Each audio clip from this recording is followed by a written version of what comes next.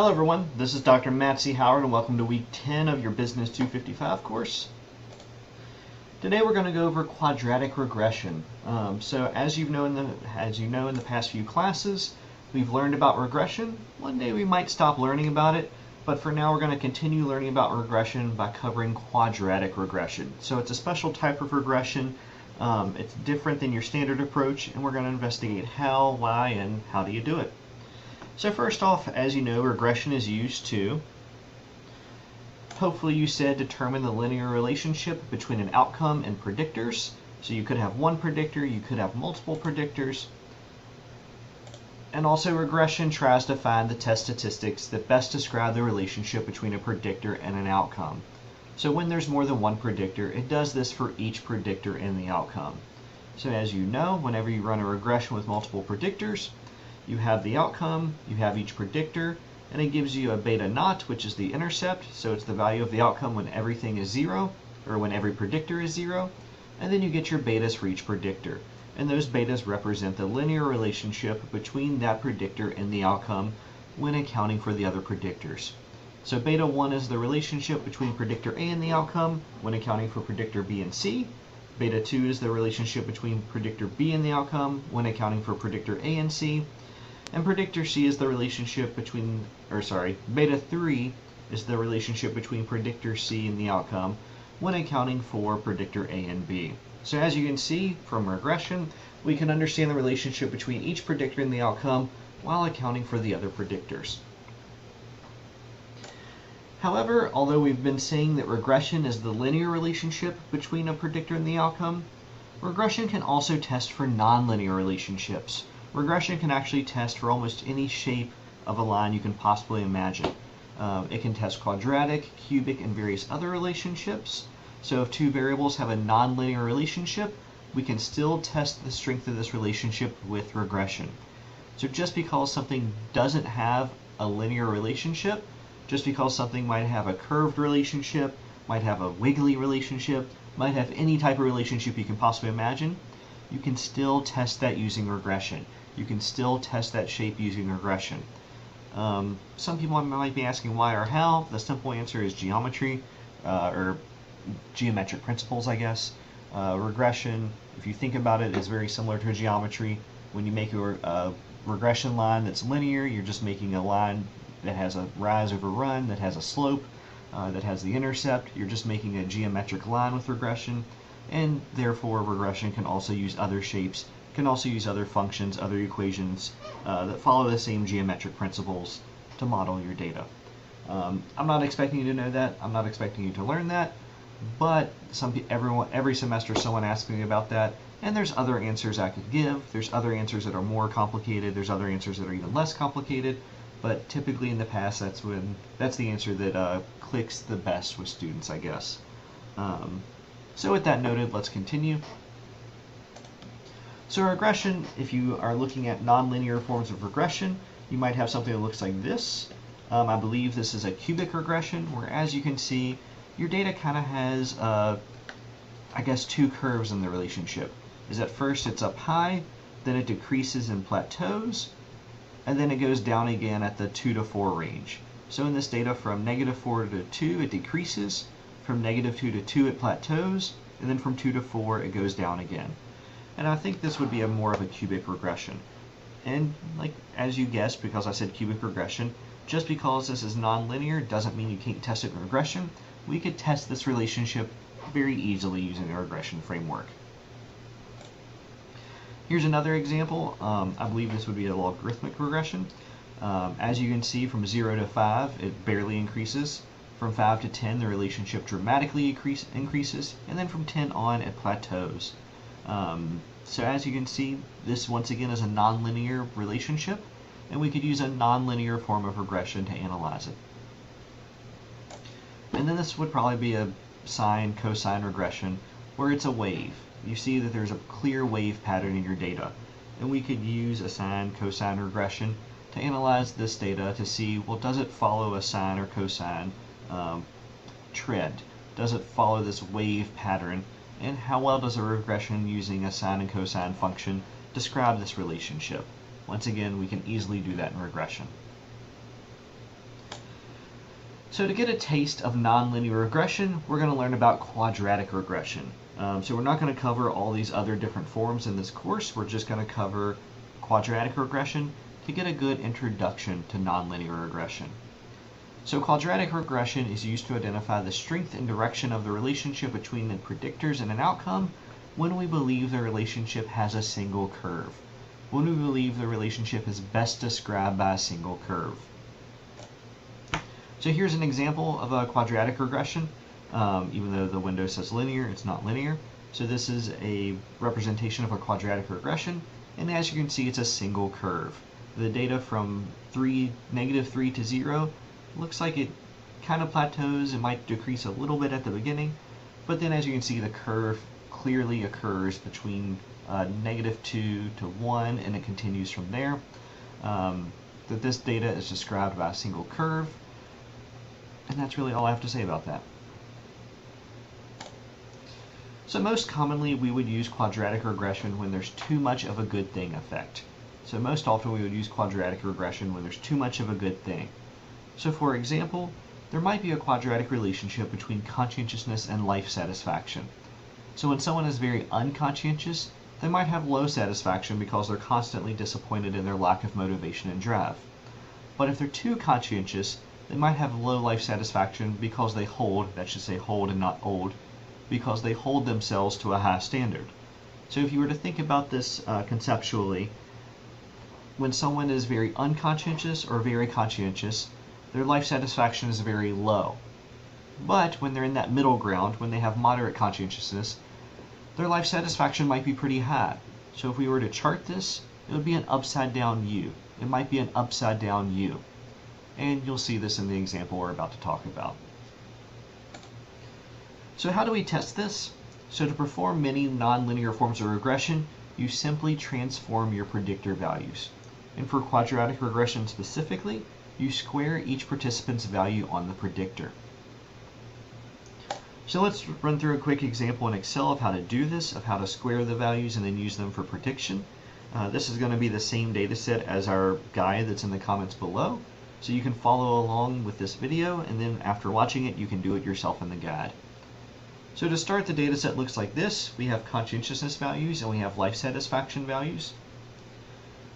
So at the end, I'll mention in your own data how you can determine whether you want to do a quadratic regression, but for the purposes of this class, I'll directly tell you whether you should use quadratic regression or not.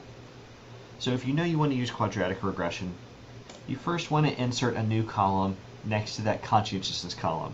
Because we need to square these conscientiousness values, it's easiest just to go ahead and insert a new column. So click on that column B, click on that life satisfaction column, right click on it, and then click Insert. And that should insert a new column right next to that conscientiousness column. So as you can see, I went ahead and labeled that column. I called it ConSQ, short for conscientiousness squared, and then I typed in my function to square each of those values. So as you can see, that function is equal, and then I click on the A2 square, or the A2 cell, and then I typed in squared 2, or to the second power. And as you can see, that little symbol right there is when you hold down Shift and hit the 6 key. So I'd hit equals, I clicked on the A2 cell, I hold down Shift and click on 6, and then I type the number 2.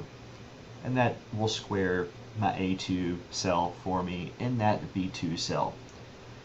And then you can do that for the other cells. An easy way to do it is just double click on that little bottom right hand corner of the cell you just typed in that B2 cell. So click on that B2 cell, double click on the bottom right hand corner, and it'll copy it for the rest of your cells. And once you do that, your data should look like this. You should now have conscientiousness, conscientiousness squared, and then life satisfaction. And from here, it's really the exact same as a normal regression. We click on data analysis like we always do. We click on the regression command like we did last time, and then we click OK. And then this window pops up. So from this window, we click on the button we usually do to input our Y range or our outcome data. So we click on that. We highlight our data and we include the label. And then you click on the other button that's highlighted.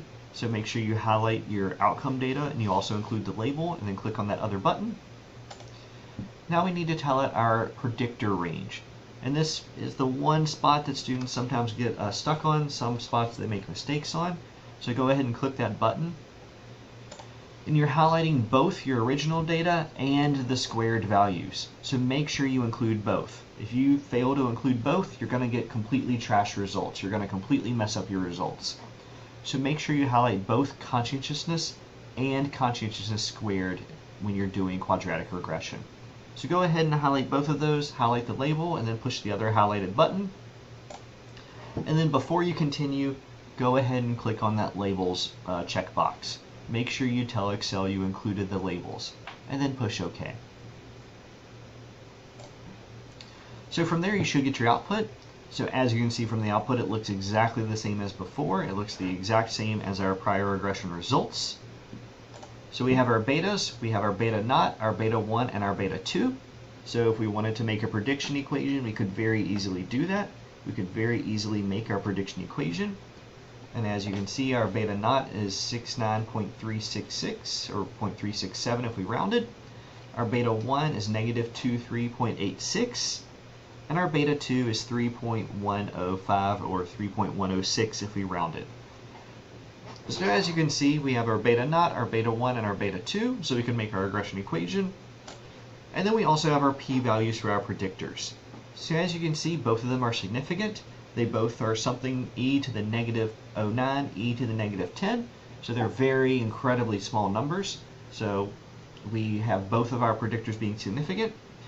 And when you're running a quadratic regression, even though the linear effect, so the effect of conscientiousness, is still important, if we wanted to make any predictions, we will still need to discuss it. Typically, we only really interpret our highest level squared effect, I guess, or our highest level effect to a certain power. So in this example, our quadratic effect was significant. Our quadratic effect was statistically significant. So therefore, we would say it had a significant quadratic effect. And we would kind of not necessarily ignore the linear coefficient, not necessarily ignore the linear effect, but we would typically only discuss the quadratic effect. We would typically only say this had a significant quadratic effect, and that's the thing we would focus on the most. So there you go. That's how you learn, or that's how you do a quadratic regression in Excel. When you do this in the guide, it's the same procedure, it's the same steps. So make sure that you understand it at this point before moving on to the guide. Make sure you understand it before moving on to to doing it yourself. And of course, as always, if you have any questions, please let me know. I'm happy to answer anything. So as I mentioned before, some of you all might still be asking, well, how do I know when to use quadratic regression? How do I know in my own data when I should do a quadratic regression? And there's many approaches to know when to use quadratic regression, but we're going to keep it simple in this class. We're going to keep it as simple as possible. And the simplest way is just to use the scatter plot approach. So the scatter plot approach is you just make a scatter plot with your data, and you try to visually interpret or visually infer whether your relationship would be better described by a single line, so a linear relationship, a linear regression, or whether it would be best described by a curved line, so a quadratic regression or a quadratic effect. So to make this scatter plot, you go ahead and open your data set, and I'll provide a different guide in the comment below to figure out how to do this. So make sure if you want to learn how to make this scatter plot to determine whether you should use quadratic regression, click on that second guide below. But this is the data set I include, and it's the conscientiousness and life satisfaction example I mentioned before. So this is what your data should look like. The very first thing you need to do is highlight your data, highlight all of the data including the labels like I did in this example, and click on that symbol above. So as you can see, we first clicked on the Insert tab. So we first clicked on the Insert tab, and then we clicked on that little symbol over there next to Recommended Charts. So that's the symbol to create a scatter plot. That's the symbol to make a scatter plot. So once you click on that symbol, this new window should pop up, and we're just going to click on that first icon right there. That's just to make a basic scatter plot. So we want to first click on Insert, we want to click on that first symbol right there, and then we click on the second symbol to make a scatter plot. So as you can see in your example, if you're following along, and it's okay if you're not, you can do it in the guide later, a window like this should pop up, or a chart like this should pop up. And this is just a basic scatter plot. The features of it aren't quite correct. The features of it, like the axis labels, are missing. The title is weird, but the data is correct. As you can see in this example, it's a clear upside down U shape, or I guess more of an upside down V shape. So that makes us believe that a single curve would best describe this data instead of a linear line. So as you can see already, this data is probably best described by a quadratic effect rather than a linear effect. So I'll go ahead and show you how to add a trend line to be sure about this, how to add a trend line to make sure that you're correct about this. But before doing so, I went ahead and correctly formatted my chart. You don't have to do this if you don't want to, but I went ahead and corrected the labels, and I took away that incorrect title. So your chart should look something like this. Your labels, your title might be different, but oh well. So the first thing you're going to want to do if you want to add that trend line to test which effect is more correct is you want to click on your chart, and you should see that little plus appear. You should see that little plus appear in the top right of your chart. So you want to click on that chart, and then you want to move your mouse cursor down and click on that little arrow that appears next to trend line. Don't click on trend line. That causes a trend line to suddenly appear and it doesn't do what you want it to do. Sorry, it doesn't do what you want it to do. So go ahead and click on that arrow and then click on more options. So once again, click on your chart, click on that plus, click on the arrow that appears next to trend line, and then click on more options. So once you click on more options, this window should appear on the right-hand side of your Excel sheet. So on the right-hand side of your Excel sheet, you should see Format Trend Line. And as you can see, it has 3 different options right there. You're going to want to click on the option that looks like a bar chart. So you're going to want to click on the option that looks like a bunch of bars on a bar chart. So from here, you can insert your trend line. So let's start by seeing, well, does a linear effect describe our data? Does a linear effect work with our data? So you can go ahead and click on linear, and also you can see at the very bottom it says display r² value on chart. You want to go ahead and do that. So go ahead and tell it to display that r² value on chart. So we're going to insert a linear line, and we're going to display that r² value, which will tell us how well a regression linear effect, or how well a linear regression describes our data. So as you can see, if you include a linear effect, it does not describe our data well at all. It does not fit with almost any of the lines. It does not work whatsoever. And our r² is 0. Your r² equation on the chart will be much smaller. I had to make this much bigger for this visual example. But as you can see, the r² is 0. And the line does not work with the data whatsoever. So that gives you an assumption that you should probably use a different effect. So we're going to click on polynomial. So a polynomial to the second order is the same as a quadratic effect, and that's what Excel calls it. So instead of quadratic, Excel calls it polynomial to the second order. So go ahead and click on that polynomial button. Click on that polynomial button and leave it at the second order. So once you click on that, you can see that that curved trend line appears, that curved effect appears, and our r² is actually wonderful. It's satisfactory. Our r² went from 0 to 0.925. So that means that conscientiousness explains 92.5% of the variance and life satisfaction when using a quadratic effect or a polynomial to the second order. So just from that, you get a huge support that you should be doing quadratic regression instead of linear regression. Because as you can see, this line fits your data so much better, and the r² increases by so much. And also, if you're interested in testing other effects, go ahead and click on those other options in Excel. Go ahead and click on exponential, logarithmic, power, moving average. Do whatever you want to do. Try them out, see what happens. And sometimes these other effects might describe your data even better. And that will give you support that maybe you shouldn't be doing a quadratic regression. Maybe instead you should be doing a logarithmic regression, an exponential regression, a power regression. Either way, you'll figure out what's the best approach to your regression equation. But in this current example, you now have support to conduct a quadratic regression, and you can also try out the other trend lines to see if others would be more or less appropriate. So there you go. That's how you calculate a quadratic regression in Excel. That's how you do a quadratic regression. And that's how you make a chart to test whether quadratic regression is the best relationship to describe your data. So once again, like last week, this PowerPoint was pretty short. When I teach this in person, I get tons and tons of questions, but since I'm teaching online, I don't have the possibility of students asking questions during my lecture, so this causes it to be really short. When I teach this in person, it usually takes the full 50 minutes. This time it takes 20 minutes. So I'm sure a lot of y'all have questions. I'm sure a lot of y'all had things that popped up during the lecture and thought, well, I don't know what he's talking about right now. I need a better explanation.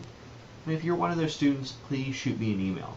I have a handful of students who email me every week, and they are doing fantastic in this course. All of them are doing extremely well. So if you think you need that extra help, please feel free to email me. I always love hearing from students, at least most of the time. So if you have any questions, send me an email. Otherwise, I'm going to assume that you're understanding it. Otherwise, I'm going to assume that you're getting it, and I'm not going to bother you. So that's all for this week. If you have any questions, shoot me an email, but otherwise, thanks for listening.